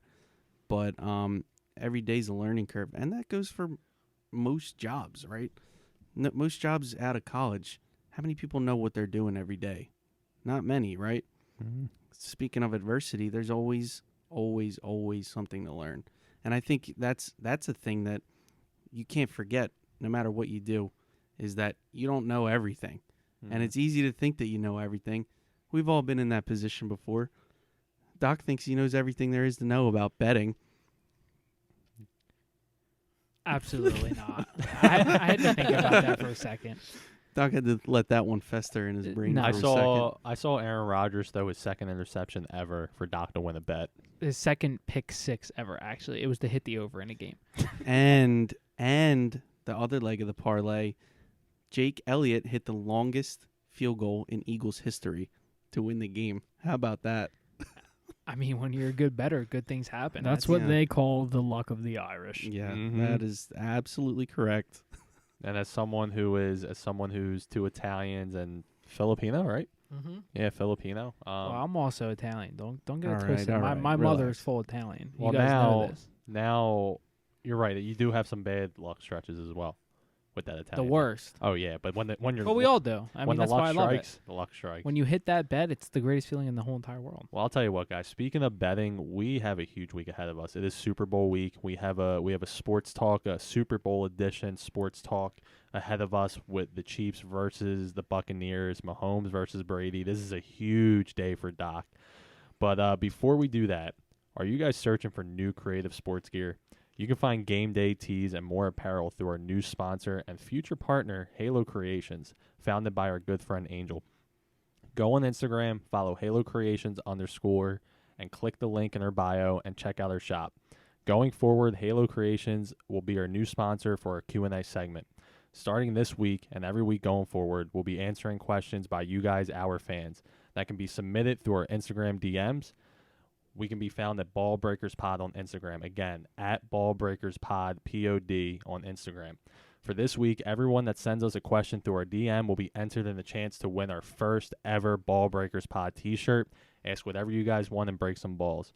Also, honestly, guys, DM us some feedback. We want to make this podcast as enjoyable as possible for our fans. So please tell us how you guys like this first episode. If there's anything you guys would want to see switched up, whatever the case is, we want to hear your feedback because we want to make this enjoyable for you. So going on, well, before I go into the sports talk, guys, again, the Q&A, completely questions by you guys, whatever you guys have, whether it's about the podcast, about us as a whole, about us individually. I mean, we were discussing mental health and adversity earlier. Some questions towards that are topics, maybe some new topics you want to see. Honestly, the questions are up in the air. We are open to answer any questions you guys send to our DMs. Also, with the giveaway of our first ever Ball Breakers Pod t-shirt, we're super excited to start this Q&A segment. And going forward, will be brought to you by Halo Creations. We're excited to get this going starting next week. So let's go into our sports talk, guys. I mean, this is where Doc thrives. Doc's our sports specialist, and we have a big week ahead of us Sunday. We got Chiefs versus Bucks, and Chris and Earl are for sure going to add their 2 cents and join in the conversation as well as I. But I mean, Doc, how you feeling, baby, as a Chiefs fan? Yeah, so for everyone who doesn't know me, I am a huge Kansas City Chiefs fan. Tell everyone why. Don't. you're a I was Chiefs going fan. to say that. Don't ask me why. No, just tell Okay. them Yeah, why. no, what's your history? Quick, Gotta quick paint the recap on picture that. for everyone. We are in Jersey. So believe it or not, I grew up an Eagles fan. Everything else, I'm a Philly sports guy. Phillies, Flyers, Sixers, whatever. But football, when I was younger, I liked the Eagles, and I think it was when they lost their Super Bowl. I said, I hate this team. I don't ever want to watch them ever again in my entire life. This was Wow. what, 2003? I don't remember how old I was. But moving on from that year, I started just getting into the Chiefs for some reason. I watched them on TV one week when I was young. Who was their guy? Yeah, what Who was there their some guy? players you liked at the time? Priest Holmes, probably one of the best running backs ever. Larry Johnson, who took over after him. Trent Green, their quarterback. Dante Hall, great punt returner. Gonzalez. Tony right? Gonzalez, yeah, he's probably one of my favorite tight ends. Dwayne Bowe in the later yeah, years. Dwayne Bowe in the And the later bright years. red jerseys. As a Dwayne kid, Bowe Yeah, should it was the never be jerseys. brought up. the Dwayne jersey. Bowe should never be Alright, brought relax. up. Yeah, he made $3 million a catch. Yeah, it was the jersey. You know, probably was the jerseys that got Well, me. you And then I gotta fell in think- love with them, and I followed them ever since. Ever since I was 8, 9 years old, and here I am, 23, still following them. I'm not a But- front runner. I know a lot of people like to break my balls saying I'm a front runner, but I am not. I love the Chiefs, and this is a big week for me. Doc, I have to say this. You guys know how I am with the extremes. But I truly believe, and this is just my 2 cents, if Mahomes, especially because he has the weapons, it's different if the Chiefs weren't on the same level. But if Mahomes loses to a 43-year-old Brady, and even if he gets that 7th ring, I don't know if he could ever be deemed the GOAT. I don't know. What if he wins like 9? That's different. I mean, if he somehow pulls off 9, then all right, we'll talk about it then. But I mean, that's a hard feat to pull off. Well, you got to but- think too. You're saying it like it's 1-on-1. Like that. Come on now. There's a whole team. But the Chiefs have too many weapons. Yeah. But this is also does Patrick Brady. Mahomes' 3rd year starting, and it's his 2nd Super Bowl. He's been in 3 straight AFC Championship games, and this is his 2nd consecutive Super Bowl. What makes you think he's not going to be there the next 3 or next 5? He could, but He that's has- 8. that's a conversation Yeah. for a later day. Yeah, no, you're right. But right now, Tom Brady should be ending his career, and he looks like he's still smart. And he's not in his prime, obviously, but he's still smart enough to get some wins and post P. Diddy videos of him not going anywhere. It's funny you say that because him and Rob, I don't know if anyone saw that video of him and Ron Gronkowski, but they posted that scene. They recreated the video, and it was when they beat the Chiefs in the AFC Championship game a few years back. So I think, Oh, I did not know that. yeah, they Ooh. posted that video right after the AFC Championship game when they beat the Chiefs, and I think the Chiefs saw that and that pissed them off a little bit. So Probably. So now that you have a Super Bowl under your belt, which one's more nerve-wracking? The last one to get that first one, or this one This going one. against the GOAT? Is it really? well, exactly like you said, because all I hear is just, oh, if Mahomes can't beat Brady, he's never gonna catch up to him, or he's never gonna be the GOAT. So My thoughts on the Super Bowl this year, I would love to see the Chiefs win because I'm your friend, but I think it would just be awesome for Brady to win. Like, I'm betting the as Bucks. not a Chiefs fan, like, like I'm not a big sports fan, right? But like you're like a diehard Chiefs fan, but like it's just like people aren't understanding what they're witnessing. Like this guy's 43 years old. yeah, but you can say that about the 25-year-old on the other side of the ball. We've never seen anything like him. Except for Brady. No, that's the thing. Yeah, right. Brady is never can do the things that Mahomes has done, like athletically. Well, Oh, wait. well, I this mean, is I was just Well, that's a thinking, like- different day and age. Well, Time Brady out. won early Don't in even his career, get didn't on. he? I know what you're about to get at, Rocco, and I don't want to hear it. Go well, ahead, I'm get a at it. huge. Well, I wanted you to speak, Chris, but the only reason I No, wanted you to go. butt in was because I talk about this with you guys in Rocket League. I'm convinced there's a way to be a supersonic legend and not fucking be the best at the game or whatever the case is. Like you just know the fundamentals. And it's to the point now where I used to be a hater on Brady, but I mean he's just got it figured out. Well, You're right. just Mahomes gets is it. the most talented ever. He's potentially going to be the most talented ever. But Brady just has it figured out. Yeah, and they also built. I mean, they built a team around him. I would just like to see it because all of the guys like Barry McCockiner who were like, Brady is a system quarterback and he's going to go to the, like before the season started, he's going to go to the Bucks and they're going to do jack shit there.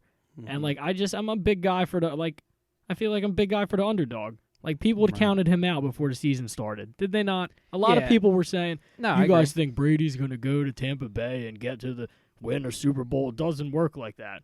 But regardless of who's around him, he did it. It's not a one-person sport. I He think did it. I think a big thing is this Super Bowl. I think a lot of people should just enjoy it because if you asked me I 3 agree. years ago, oh, we're gonna see Tom Brady versus Patrick Mahomes in the Super Bowl in 3 years, and I know because he was in the same conference as him his whole Right. career. So you're getting to witness the greatest quarterback of all time. We can say that, and then people are saying potentially the next The greatest one who quarterback could of all take the time. throne. The one who could And- take the throne. and Yeah. the current best. So I think we quarterback. should all just enjoy the Super Bowl and just this. This is going to be an awesome game. I'm super excited. Do I we can't know who wait. the people are betting yet? Who's betting the who? Do we Chiefs. know? The Chiefs, are they? What's the line? -3. Minus and a half? three. 3.5. I just saw an early little prediction on Twitter this morning, and they were saying for the Bucks to really be successful, they're going to need one guy to show up, and it's not Brady, and it's not Antonio Brown, playoff Lanny? and it's playoff Lenny. Oh my God! It's playoff Lenny. Yeah. Did you see that same headline? I saw it. yeah, there's a picture of him going It's in the just- tunnel, yeah. right? And it said like Super Bowl, whatever it was. What 55. they Is it- need to win. Yeah, playoff Lenny. So like they just need. Well, I Leonard agree. Fournette to Because the Chiefs have a perform? horrible rush Yeah, the defense. Chiefs' rush defense is average. And a Right. lot of teams seem to get away from the run because the Chiefs just snapped their fingers and they have Yeah, 21 'cause points. They throw a lot. and Yeah. They Dude, move I the don't- ball. I love Brady. I mean now, before if you guys asked me, I was a huge Peyton Manning fan. Hated Brady, but I mean right now I love Brady, but I think the Chiefs are just too good, man. I agree, and that's why I want the Chiefs to win. So I'm basically a Chiefs fan. I had a big falling out with these Eagles. They're too much for me. I love the Chiefs, but I'm betting the Bucks. You need an That's- AFC or you need an NFC team though, right? If you're done with the Eagles. No, I'm just a Chiefs fan. Just a Chiefs fan. What, Doc? Do you have an NFC team? Yeah, the Eagles. All right. Well, I mean, we'll take Nah, that. I'm totally kidding. Probably the Cardinals. Yeah, you're Or a the big Falcons. Falcons. I like guy. Kyler Murray. Oh, you like the Falcons a lot. Oh, wait, too. yeah. Hold on. Timeout. The Atlanta Falcons. Mhm. That's like Oh, easily my favorite. Remember that one Halloween you were Three Stooges, Matt Ryan? Yeah, I had a Matt Ryan. I had a Matt Ryan jersey on for those of you who know the Three Stooges with, I think it was. You don't even know the I Three forget their Stooges. names. You Larry said if and you guys Moe. know the Three Stooges. Mary, Larry, and Moe, right? Or Larry, Moe, and Curly. Curly, Larry, Moe, Moe, and yeah. Curly, And yeah. I was the middle one. I think it was they took out one of them. I forget, but it was a really funny costume.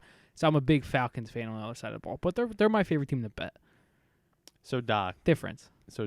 what's the what do the Chiefs need to do to win this game before we get on? We have one more segment that we're going to get into. We're going to transition into it last, but before we do that, Doc, what the Chiefs got to do to win this game?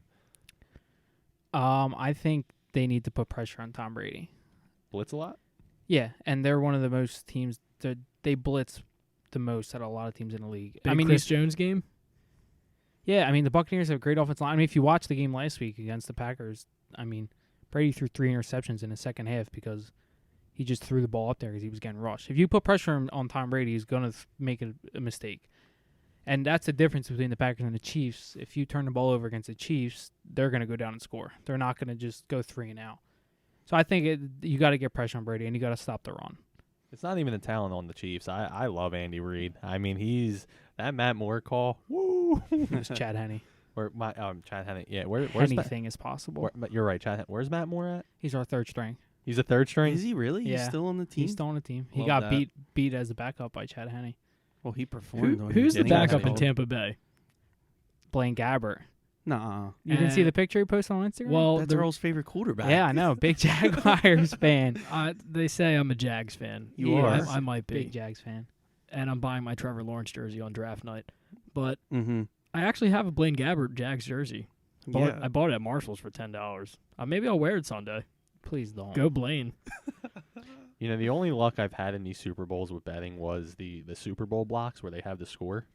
You remember when I was at we were at the apartment at Rowan, I actually sold my block to Dylan for insurance and they missed the field goal. You remember that? Oh my do, God, that I was do the best remember business that. decision you've ever made. Ever in my I sold my $200 selling block for $125.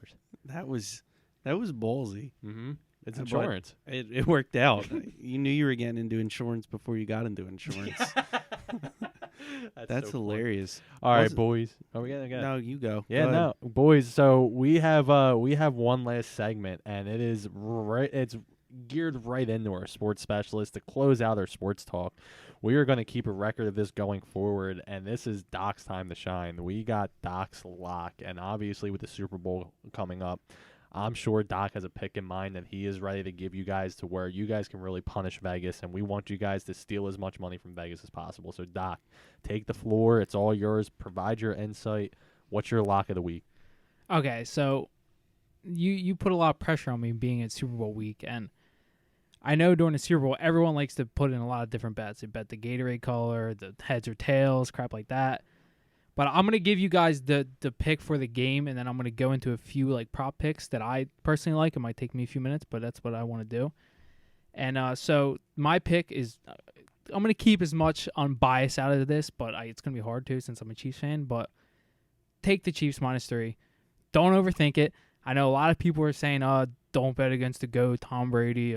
He's at home and he's an underdog. I don't care. I mean, Patrick Mahomes is cemented. There's a new sheriff in town. Yeah, exactly. Mahomes is cemented himself in that same thing of don't bet against. I'm not betting against Patrick Mahomes. I don't know about you guys. So That's take a the lot. Chiefs -3. That's my lock. Lock of the year 2021. Do it. Now, before, is there any bias to this pick? Absolutely. I'm still taking the Bucks. But they're just a better team. Come on. No, Doc. This is your record. That's what I'm saying. Don't think too deep into it where everyone's like, how can you bet against Tom Brady? He's at home in the Super Bowl, which has never been done. He's a home underdog. I don't care. It's Patrick Mahomes. If he was getting 3 points, guess who everyone's going to bet? The Chiefs, right?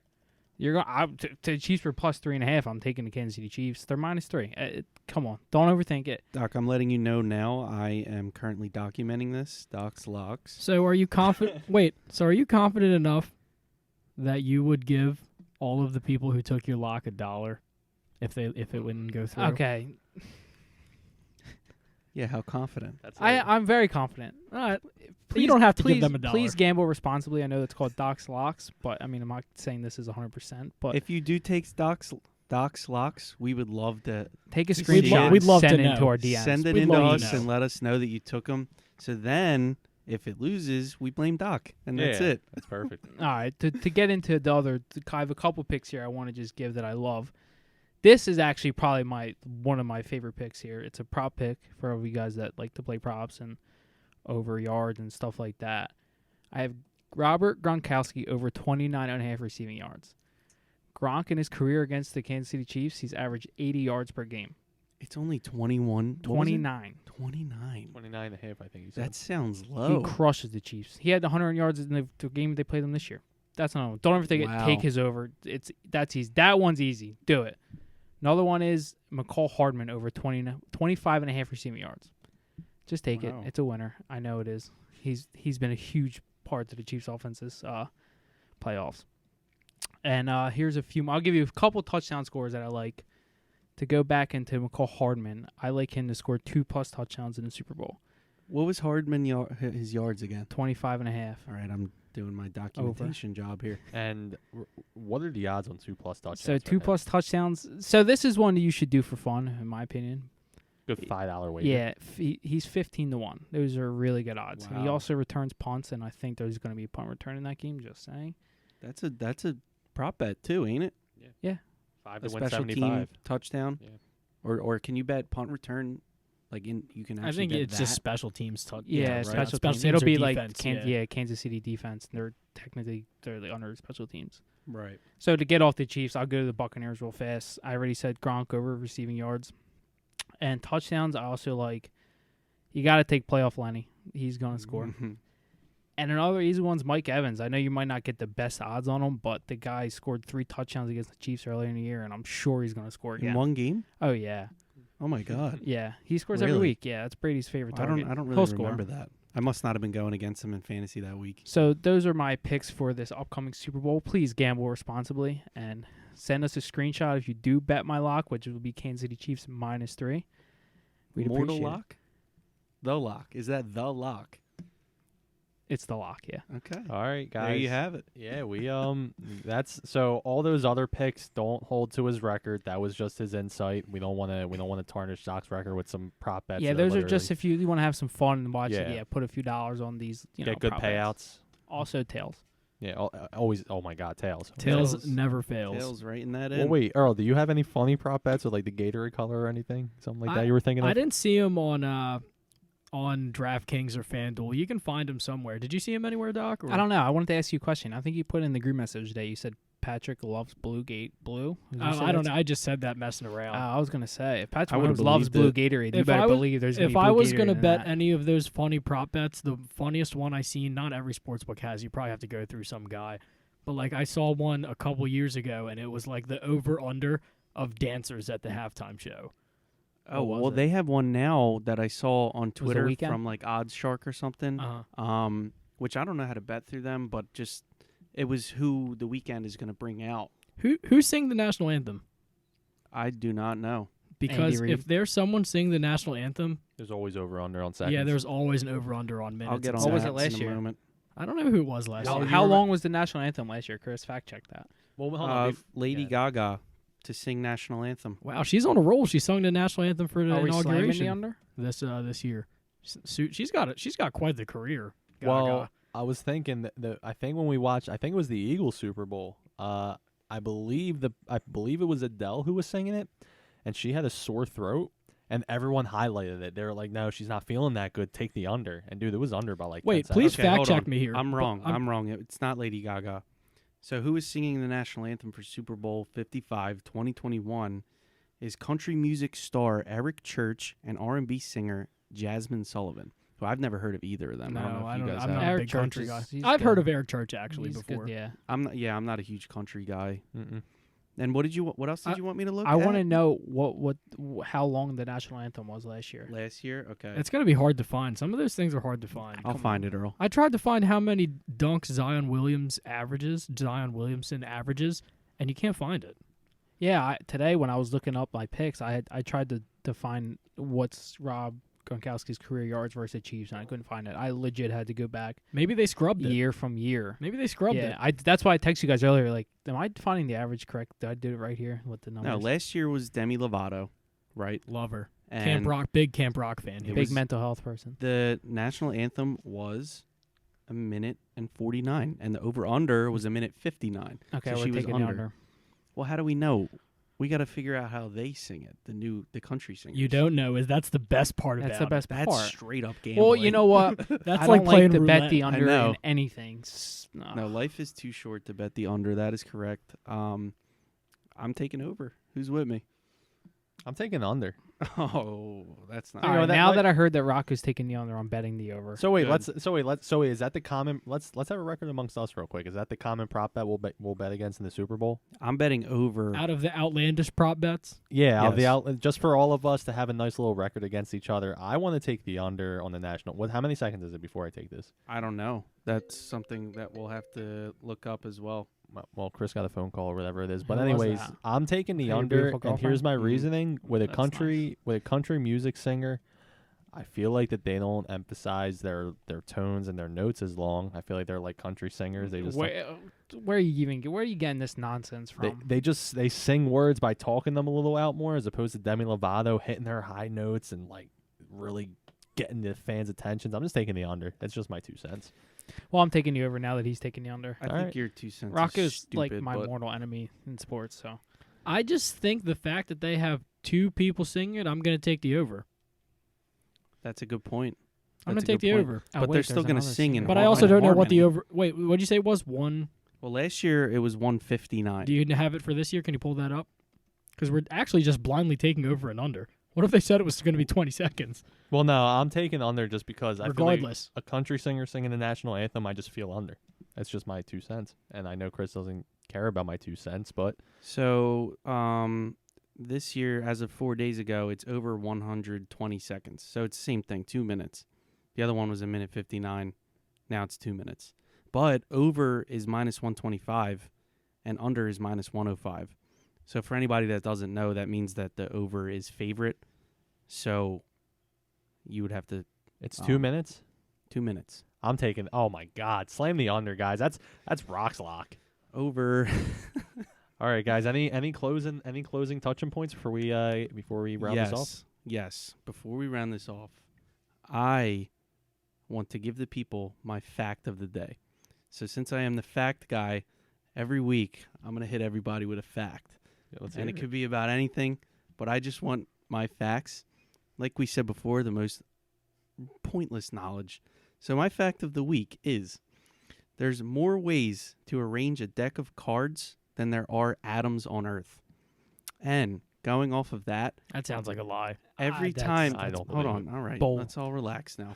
Every time you pick up a deck of cards, there's a very, very good chance that the order that they're in has never been done before. So take that how you may. Okay. Well, guys, there's Chris's fact. I'm gonna have to do research. Yeah, I'm Yeah, gonna go do ahead. some research. Go You guys ahead. can all do some research. It sounds like a Snapple fact. And by the way, Snapple facts were deemed not facts. Someone That's look a this fact. up. Ago. Do Some of 'em. research Okay, into this. someone fact check Chris, the fact guy. Go ahead. Yeah, someone fact checked our fact check guy, Mhm. and let us know if you find anything that could be completely like false in this fact of the day that Chris just. Do research as you guys may. Chris's new title is the Fat Fact Guy. And we're yeah, no, we that's an interesting fact, Chris. I don't know. I'm gonna do my research on that as well because Please I think do. think about Adams. I mean, I'm looking around. This is a big house, and you can't even see Adams. So I don't know. We'll take a they're look at too it. minuscule for the human eye. So But before we yeah. go as well, Rocco, real quick, like you said before, to everybody listening, if you made it this far, thank you.